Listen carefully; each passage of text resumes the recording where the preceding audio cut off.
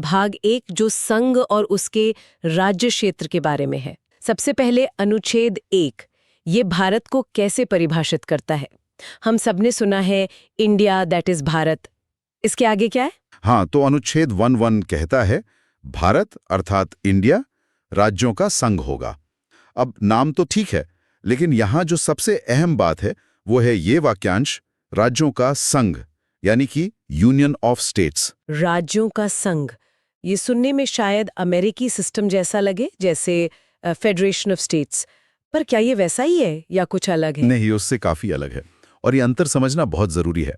देखिए, फेडरेशन या परिसंघ अक्सर एक समझौते से बनता है जहां स्वतंत्र राज्य मिलकर एक संघ बनाते हैं। हाँ, शायद उनके पास अलग होने का अधिकार भी होता है। हो सकता है, फेडरेशन के मॉडल पर निर्भर करता है, लेकिन राज्यों का संघ या यूनियन ऑफ स्टेट्स इस बात पर जोर देता है कि भारत एक अविभाज्य इकाई है। यह संघ राज्यों के बीच किसी समझौते का नतीजा नहीं है। अच्छा, बल्कि राज्य ही संघ के अभिन्न अंग हैं। वो संघ से अलग नहीं हो सकते। डॉक्टर अंबेडकर ने संविधान सभा में इसे स्पष्ट भी किया था। तो मतलब संघ पहले है और राज्य उसके प्रशासनिक हिस्से हैं, न कि राज्यों ने मिलकर संघ बनाया है। ठीक है, तो फिर इस संघ के इलाके में, मतलब भारत के राज्य क्षेत्र में क्या-क्या शामिल है? अनुच्छेद 1.3 शायद ये बताता है। जी हाँ, अनुच्छेद 1.3 बिल्कुल साफ बताता है। इसमें 3 श्रेणियां हैं।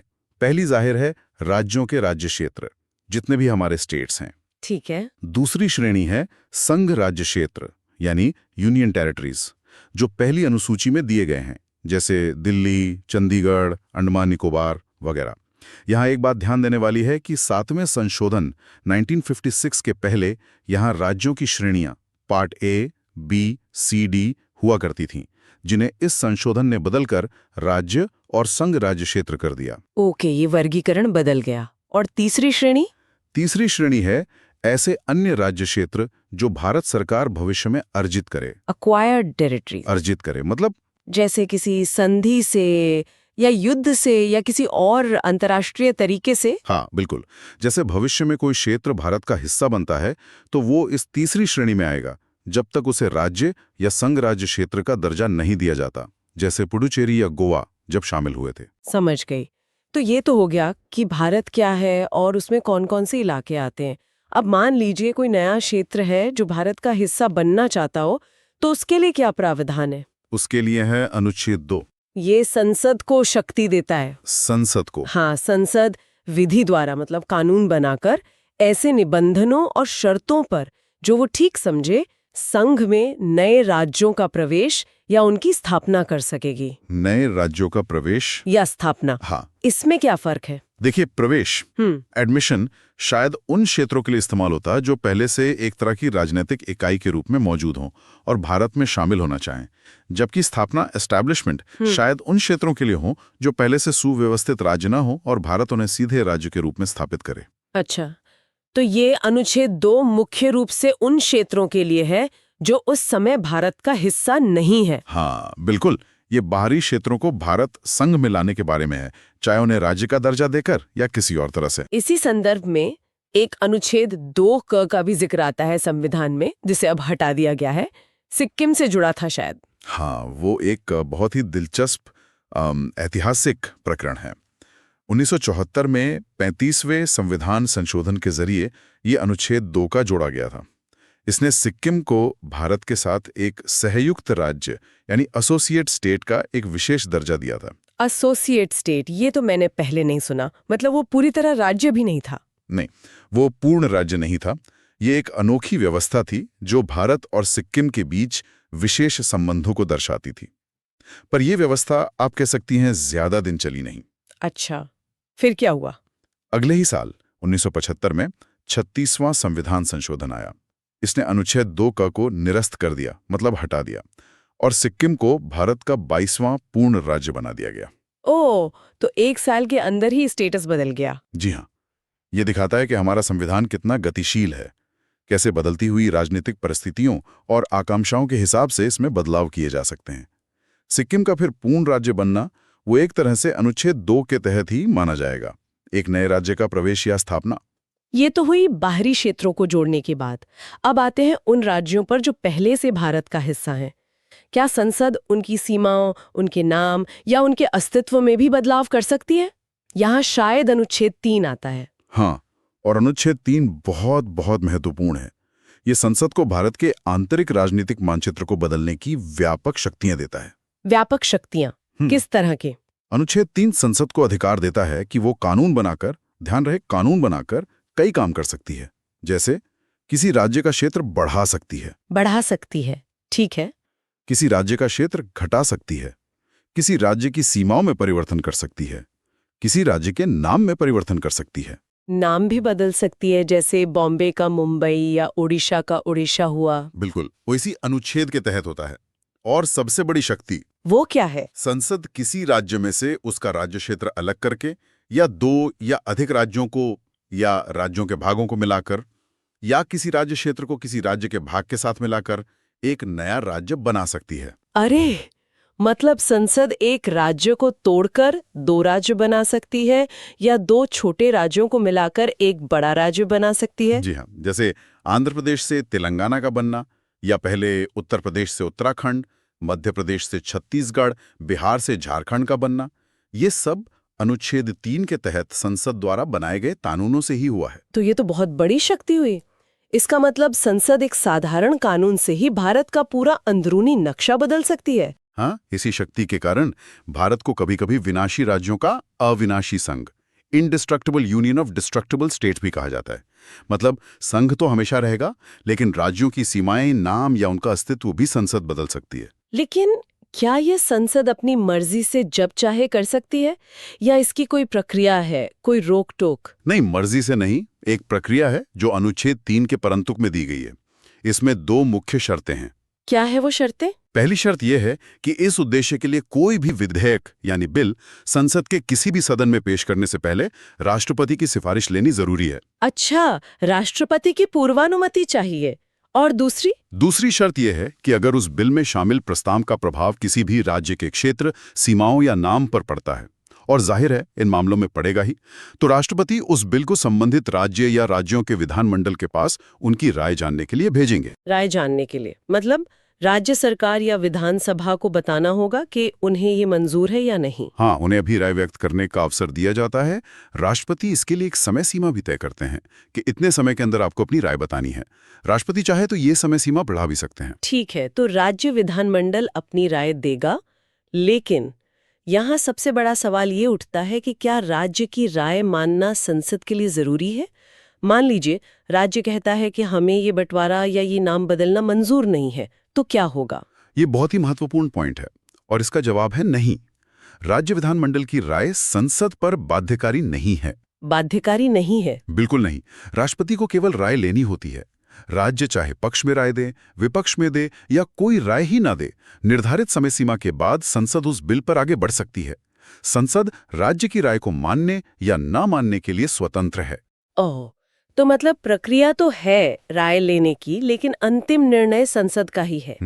ये तो केंद्र को बहुत ज्यादा शक्ति देता है राज्यों के पुनर्गठन के मामले में। हाँ, ये भारतीय संघवाद की एक विशिष्टता है। ये दिखाता है कि केंद्र राज्यों की सीमाओं के मामले में कितना शक्तिशाली है। अच्छा, ये तो हुई राज्यों की बात। जो संघ राज्य क्षेत्र हैं यानी यूनियन टेरिटरीज, उनके बारे में क्या उनकी सीमाएं या नाम बदलने के लिए भी यही प्रक्रिया अपनाई जाती है?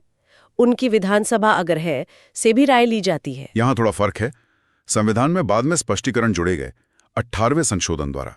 स्पष्टीकरण 1 कहता है कि अनुच्छेद 3 में जहां जहां राज्य शब्द का इस्तेमाल हुआ है, जैसे नया राज्य बनाना, क्षेत्र घटाना बढ़ाना, सीमा बदलना, नाम बदलना, उसमें संघ राज्य क्षेत्र भी शामिल है। यानी संसद यूटीज के साथ भी ये सब कर सकती है। ठीक है। लेकिन जो परंतुक है यानी राज्य विधानमंडल से राय लेने वाली बात, उसमें राज्य शब्द के अंतर्गत संघ राज्य क्षेत्र शामिल नहीं है। अच्छा, तो मतलब किसी यूटी के क्षेत्र, सीमा या नाम बदलने वाले बिल को वहां की विधानसभा जैसे दिल्ली या पुडुचेरी में है के पास राय के लिए भेजना अनिवार्य नहीं है। सही। अनिवार्य नहीं है। संसद बिना उनकी राय लिए भी ये बदलाव कर सकती है, शायद इसीलिए क्योंकि यूटीज वैसे भी सीधे केंद्र के प्रशासन के अधीन माने जाते हैं। ये एक महत्वपूर्ण अंतर है। एक और स्पष्टीकरण एक्सप्लेनेशन 2 ये कहता है कि अनुच्छेद 3 के तहत संसद की शक्ति में ये भी शामिल है कि वो किसी राज्य या संघ राज्य क्षेत्र के किसी भाग को किसी अन्य राज्य या संघ राज्य क्षेत्र के साथ मिलाकर एक नया राज्य या संघ राज्य क्षेत्र बना सकती है। समझ गए। तो कुल मिला के अनुच्छेद 3 संसद को भारत के आंतरिक भूगोल को बदलने की बहुत ज्यादा छूट देता है। बिल्कुल। अब एक और सवाल, ये जो बदलाव है, नए राज्य बनाना, सीमाएं बदलना, ये तो बहुत बड़े कदम लगते हैं, संवैधानिक स्तर के बदलाव हैं। तो क्या इनके लिए हर बार संविधान संशोधन की वो मुश्किल वाली प्रक्रिया अपनानी पड़ती है? मेरा मतलब है अनुच्छेद 368 वाली प्रक्रिया, जिसमें विशेष बहुमत चाहिए होता है, कभी-कभी आधे राज्यों का अनुसमर्थन भी। नहीं, और यहीं पर आता है अनुच्छेद 4, जो इस पूरी प्रक्रिया को और भी दिलचस्प बना देता है। अनुच्छेद 4 वो क्या कहता है? अनुच्छेद 4 दो मुख्य बातें कहता है। पहली बात कि जब भी संसद अनुच्छेद 2 नए राज्य का प्रवेश या स्थापना या अनुच्छेद 3 राज्यों का पुनर्गठन के तहत कोई कानून बनाएगी, तो उस कानून में पहली अनुसूची और चौथी अनुसूची में संशोधन के लिए आवश्यक प्रावधान भी शामिल होंगे। पहली अनुसूची यानी राज्यों और यूटीज की लिस्ट, और चौथी अनुसूची यानी राज्यसभा में सीटों का आवंटन। हाँ, ये तो जाहिरी बात है, अगर नया राज्य बनेगा या सीमा बदलेगी तो ये लिस्टें तो बदलनी ही पड़ेंगी। हाँ, बिल्कुल। और अनुच्छेद 4 ये भी कहता है कि ऐसे कानून में अन्य पूरक, आनुषंगिक और पारिणामिक उपबंध supplementing incidental and consequential provisions भी हो सकते हैं, जो संसद जरूरी समझे। मतलब उस बदलाव को प्रभावी बनाने के लिए जो भी छोटे मोटे नियम कायदे जरूरी हों। ठीक है, लेकिन अनुच्छेद 4 की सबसे खास बात क्या है? उसकी सबसे खास बात है अनुच्छेद 4 का खंड 2।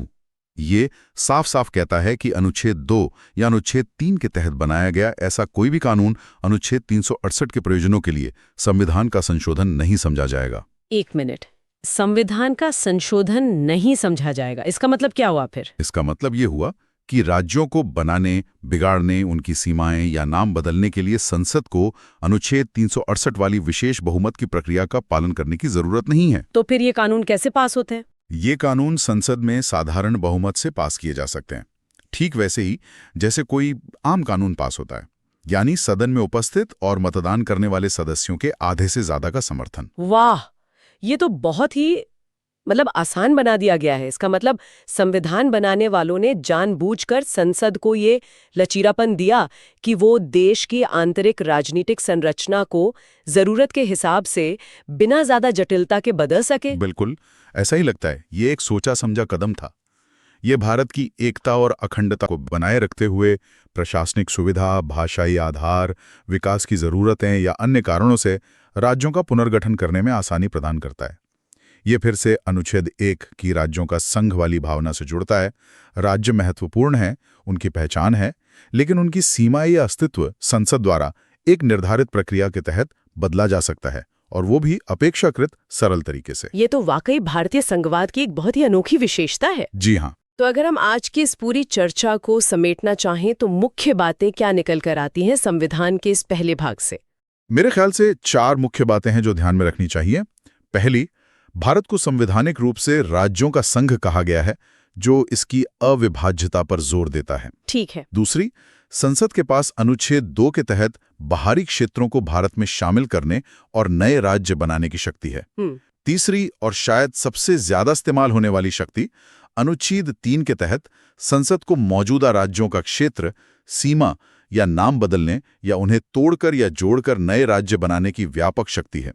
इसकी एक प्रक्रिया है जिसमें राष्ट्रपति की सिफारिश और राज्य की राय जो बाध्यकारी नहीं है। और चौथी, अनुच्छेद 4 ये स्पष्ट करता है कि अनुच्छेद 2 और 3 के तहत किए गए ये सभी बदलाव संविधान संशोधन नहीं माने जाएंगे और इन्हें साधारण बहुमत से पारित किया जा सकता है। ये संसद को काफी लचीलापन देता है। बिल्कुल। तो इन 4 अनुच्छेदों में ही भारत की जो भौगोलिक और राजनीतिक इकाई की नींव है वो रखी गई है, और उसे बदलने का तरीका भी बताया गया है। बहुत ही स्पष्ट हो गया ये सब। हाँ, अब शायद हम अपने श्रोताओं के लिए एक विचार करने वाला प्रश्न छोड़ सकते हैं। जरूर। ये जो संवैधानिक व्यवस्था है, जहाँ केंद्र की संसद राज्यों की सीमाओं और अस्तित्व को इतनी आसानी से बदल सकती है दूसरे संवैधानिक संशोधनों की तुलना में, ये एक मजबूत केंद्र की धारणा को भारत की विविध क्षेत्रीय पहचानों और संघीय ढांचे के साथ कैसे संतुलित करती है। इस लचीलेपन का केंद्र और राज्यों के बीच व्यवहारिक संबंधों पर क्या असर पड़ता है? क्या ये हमेशा देश हित में होता है या कभी-कभी इससे तनाव भी पैदा होता है? इस शक्ति संतुलन के परिणामों पर सोचना, मुझे लगता है, भारतीय लोकतंत्र और संघवाद की गहरी समझ देगा।